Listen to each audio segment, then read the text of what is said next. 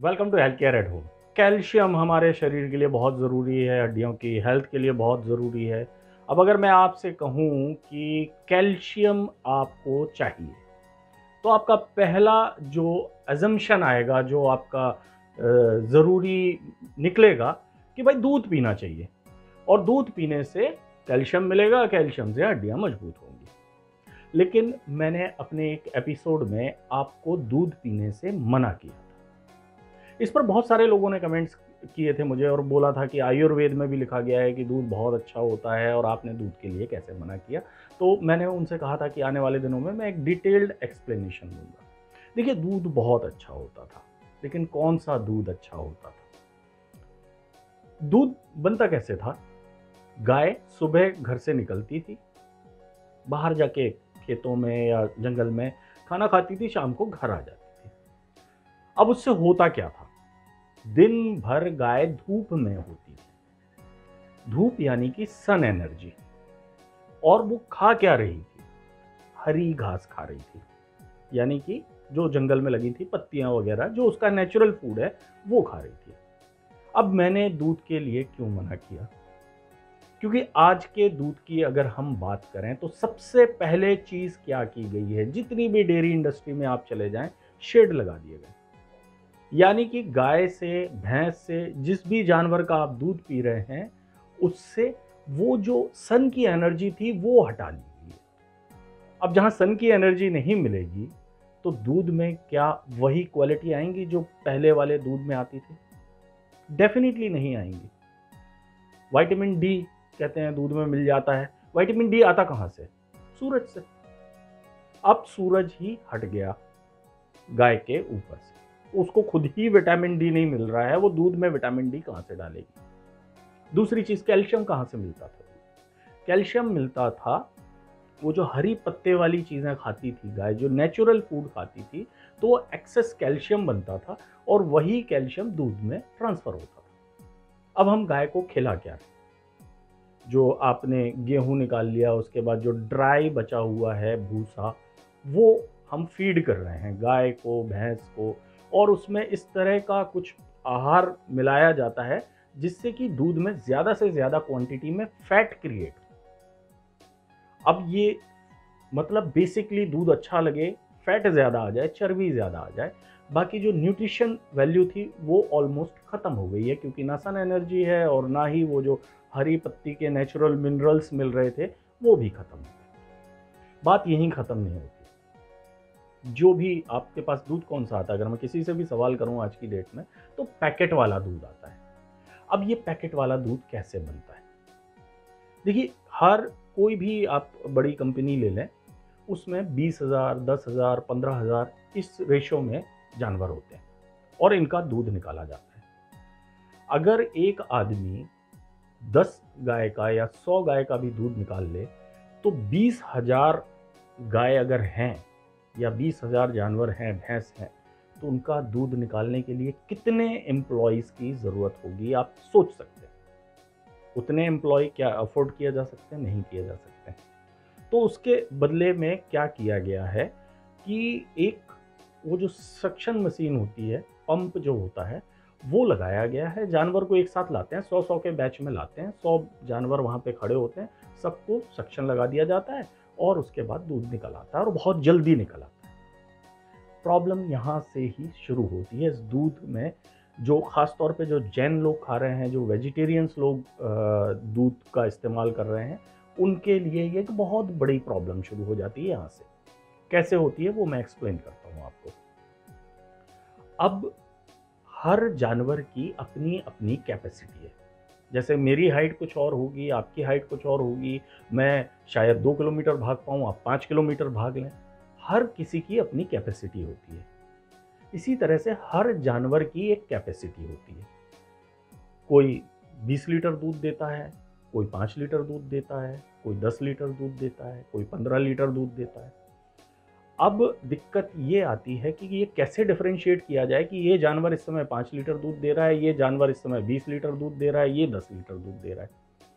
इसके लिए क्या किया जाता है कि एक उन्होंने एवरेज टाइम, सारी डेयरी इंडस्ट्री ने एक एवरेज टाइम निकाल लिया है कि ये 100 का जो बैच आएगा, इसमें हमें 10 मिनट के लिए ये सक्शन पंप ऑन करना है और 10 मिनट में सारा दूध जितना निकल आएगा उसके बाद दूसरा बैच आ जाएगा, फिर अगेन 10 मिनट के लिए उसको ऑन कर देना। अब अगर 10 मिनट में, और वो मैक्सिमम टाइम रखा जाता है जिससे कि जो जानवर सबसे ज़्यादा दूध दे रहा है उसका पूरा दूध निकल आना चाहिए, यानी कि वो जो एक एवरेज टाइम निकाला गया है दैट इज मैक्सिमम, सबसे ज़्यादा वाला टाइम। अब क्या होता है कि वो 100 का बैच आया, जानवर का मशीन लगी और एक सर्टेन टाइम के लिए, जो टाइम डिसाइड किया गया उतने टाइम के लिए वो मशीन ऑन हो गई। अब जो 20 लीटर 30 लीटर दूध दे रहा था उसका तो दूध निकलता रहा। उस जानवर का सोचिए जिसका 5 लीटर दूध निकलता है, वो 5 लीटर दूध 2-3 मिनट में वो मशीन ने निकाल लिया। अब उसके बाद बाकी जानवरों का दूध निकल रहा है, उसका नहीं निकल रहा, बिकॉज दूध एक साथ ही एक पाइप से होते हुए इकट्ठा होता है। तो दूध नहीं निकल रहा है लेकिन वो पंप कर रहा है, मशीन ऑन है, सक्शन पंप ऑन है। अब नतीजा क्या होता है कि जब दूध नहीं निकलता और वो सक किए जा रहा है, सक कर रहा है, तो उसके कारण वहां पर जो उसके थन है उस पर घाव होने लगते हैं। अब घाव हो गए और फाइनली उसका टाइम ओवर हुआ, वो गया, उसको हल्का फुल्का घाव हो गया। जहां पर भी घाव होते हैं वहां सबसे पहले बैक्टीरिया अटैक करता है, तो यानी कुछ बैक्टीरियल इन्फेक्शन भी वहां पे आया होगा। अब बैक्टीरियल इन्फेक्शन आने के बाद क्या होता है, इम्यून सिस्टम उससे फाइट करने जाता है। तो जब इम्यून सिस्टम फाइट करने जाता है और बैक्टीरिया और इम्यून सिस्टम की फाइटिंग होती है तो पस फॉर्म हो जाती है, तो यानी पस भी पड़ गई। प्लस जहां पर भी घाव होता है वहां ब्लड भी आ जाता है। ये एक दिन का सर्कल हुआ। नेक्स्ट डे वापस वही जानवर उसी बैच में फिर से खड़ा हो गया। इस बार भी मशीन लगाई गई, टाइमिंग फिक्स किया गया, उतने टाइम के लिए निकला, 5 लीटर दूध निकला, लेकिन उस दूध के साथ में इस बार निकला थोड़ा ब्लड, और अगर उसका इम्यून सिस्टम फाइट कर रहा है तो थोड़ा पस भी निकला है। लेकिन वो प्रोसेस अभी भी चली। 5 लीटर जब तक दूध निकला तब तक तो उसके थन ने दूध निकाला, उसके बाद उसका दूध निकलना बंद हो गया, लेकिन सक्शन मशीन बार बार सक कर रही, यानी कि उसका घाव वापस से दोबारा से क्रिएट हो गया। ऑलरेडी घाव था, अब और बड़ा हो गया। फिर वो जानवर वापस गया, उसके ऊपर वापस बैक्टीरिया ने अटैक किया और ये प्रोसेस कंटिन्यूअस चलती रही। इसके बाद ये एक प्रोसेस करते हैं जिसमें दूध को बड़े हाई टेम्परेचर पे ले जाते हैं, फिर एकदम लो टेम्परेचर पे ले जाते हैं, जिससे बैक्टीरिया वायरस वगैरह मर जाते हैं। चलो ठीक है, मान लिया। लेकिन आप एक चीज़ सोचिए कि जिस दूध में खून मिल चुका है, जिस दूध में पस मिल चुका है, उससे बैक्टीरिया वायरस मार दिए गए, लेकिन क्या आप वो दूध पिएंगे? उससे भी बुरी बात यह है कि जिस पर्पस से आप दूध पी रहे हैं कि हमको कैल्शियम मिले, हमको विटामिन डी मिले, क्या ये चीज़ें हैं उसमें? उस दूध में कुछ भी नहीं। और वो जो फैट भी जमाते हैं तो उसके बाद वो फैट भी रिमूव कर लिया जाता है, क्योंकि उससे मक्खन बनाना होता है, घी बनाना होता है, और उसके बाद डबल टोन्ड कर दिया जाता है, दोबारा से भी उसका सारा कुछ निकाल लिया जाता है। तो that milk is as good as water, यानी पैसे देके पानी पीने वाली बात है। अब बात आती है कि अगर चलो हमने अगर दूध पीना बंद कर दिया तो फिर भाई कैल्शियम कैसे मिलेगा? मैं आपको बहुत आसान सा तरीका बताऊंगा जो आप घर पे ही कर सकते हैं, और जिसको इस्तेमाल करके आप अगर 1 महीना इस्तेमाल करेंगे तो उससे इतना कैल्शियम मिलेगा आपको, इतना कैल्शियम मिलेगा, इतना जिंक मिल जाएगा, फास्फोरस मिल जाएगा, जितना आप 100 लीटर दूध पीने के बाद भी नहीं मिलता है। वो क्या तरीका है वो मैं बताऊंगा अगले एपिसोड में। Welcome to health care at home. पिछले एपिसोड में मैं बात कर रहा था दूध के बारे में, और मैंने बताया था कि दूध, आज का दूध, पैकेट वाला दूध क्यों आपके लिए हार्मफुल है। अब कैल्शियम की कमी आ जाएगी, भाई दूध नहीं पिएंगे तो वो कमी कैसे दूर करनी है? तो पहले तो एक चीज़ मैं आपको बता दूं कि कैल्शियम पहले के ज़माने में भी अगर हम जाएं तो जानवर को कैल्शियम कहाँ से मिलता था? जो वो खाता था और वो धूप में रहता था, इसी चीज़ से उसको कैल्शियम मिलता था। अगर यही आप कर लें, वही हरी पत्ते वाली चीज़ें, कच्चा खाना, ये अगर आप खा लें और धूप में थोड़ा बैठ लें, 1-1.5 घंटे अगर आप धूप में बैठ लें, तो जो कैल्शियम जानवर को मिलता था वही आपको मिल जाएगा। लेकिन चलिए, हर किसी के बस की बात नहीं होती ये सब करना, तो मैं एक आपको बहुत आसान सा ड्रिंक बनाना सिखा देता हूँ। ये आप बनाइए और 1 महीने तक अगर आप इसका सेवन कर लेंगे तो आप अपने नाखून देखिएगा। सबसे अच्छी पहचान जो होती है कि कैल्शियम कितना है, ये नाखून से हो जाती है। तो अगर आप नाखून अपने देखेंगे वो हार्ड हो जाएंगे और पता चलेगा आपको कि आपकी, क्योंकि नेल्स जो है एक तरह की बोन है, तो बोन्स आपकी कितनी स्ट्रांग हो रही है आपको खुद महसूस होने लगेगा। अगर आपको कभी जॉइंट पेन होता है, किसी भी तरह का कोई भी दर्द वगैरह हो रहा है, वो सारा का सारा दूर हो जाएगा, एनर्जी लेवल आपका बहुत हाई हो जाएगा। तो ड्रिंक बनाना शुरू करता हूँ उससे पहले एक चीज़ बता दूँ आपको कि अगर आप इस चैनल पे नए हैं तो इस चैनल को सब्सक्राइब कर लें, और हमारे वीडियोस पसंद आते हैं तो उन्हें शेयर और लाइक करना ना भूलें। चलिए, इसके लिए क्या करना है, 7 बादाम लेके रात भर भिगो के रख देने हैं आपको। रात भर भिगो के रख दें या सुबह में भिगो के रख दें, अगर 24 घंटे आप भिगो के रखेंगे तो ज़्यादा अच्छा रहेगा। उसके बाद इस बादाम का छिलका उतार लेना है। छिलका उतारने के बाद एक ग्राइंडर में आपको इस बादाम को डाल देना है। डालने के बाद थोड़ा सा पानी, यानी कि 1 कप के लगभग इसमें पानी डालना है आपको, और इसको बहुत अच्छी तरह से ब्लेंड कर लेना है, मतलब अच्छी तरह से पीस लेना है, एक मिल्क जैसा फॉर्मेशन आ जाना चाहिए। उसके बाद आपको क्या करना है, पान वाले के पास जो चूना मिलता है वही चूना लेना है, और एक गेहूं के दाने के बराबर, व्हीट जो होता है उसके बराबर चूना आप इस मिक्सचर में मिला दें और दोबारा से ब्लेंड कर दें। इसके बाद ये मिक्सचर आपको साइड में रख लेना है, और उसी ग्राइंडर में आपको कुछ ड्राई आइटम पीसने हैं।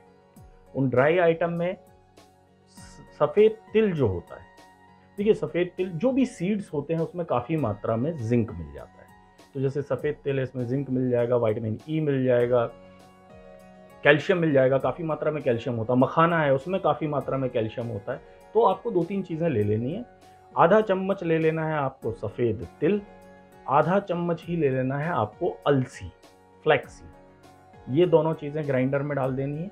इसमें 6-7 मखाने डाल दें, आप सौंफ डाल दें, मतलब उसको पाउडर फॉर्म में लेना, और ये सारी चीज़ें आपको पाउडर बना लेनी है। ये पाउडर आप थोड़ा सा ज़्यादा क्वांटिटी में 3-4 दिन का एक साथ भी बना सकते हैं। रेशियो यही रखना है, 6-7 मखाने, उसमें आधा चम्मच सौंफ, आधा चम्मच सफ़ेद तिल, आधा चम्मच फ्लैक्सीड, ये सब आपने पीस के एक पाउडर बना लिया।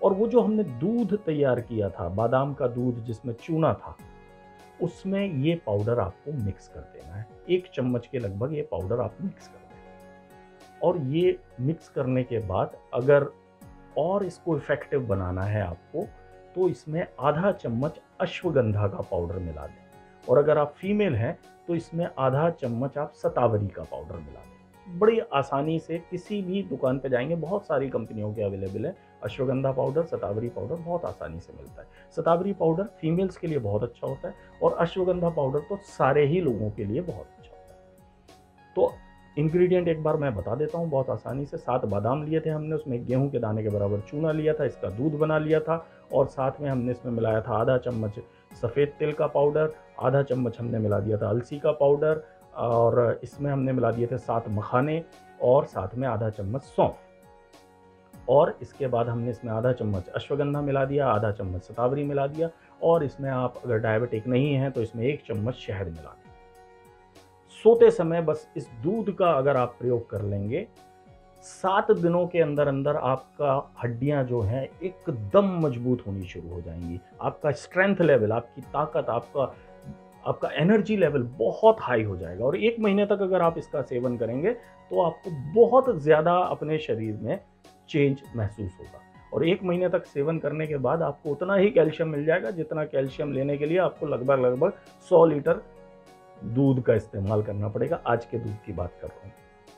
तो बस ये ड्रिंक बनाइए, इसका इस्तेमाल कीजिए, और खुद अपने अंदर चेंजेस महसूस कीजिए। जो जॉइंट पेन हो रहा है, जो लोगों को प्रॉब्लम हो रही है, ख़ासतौर पे जिन फीमेल्स को मेनोपॉज की प्रॉब्लम होती है, उसमें बहुत ज़्यादा कैल्शियम की डेफिशिएंसी का इशू आता है, वो अगर ये ड्रिंक 1 महीने तक इस्तेमाल करेंगी तो बहुत ज़्यादा उनको चेंजेस महसूस होगा। और 90 डेज़ में तो पूरी तरह से आप कैल्शियम का टेस्ट करा के देख सकते हैं।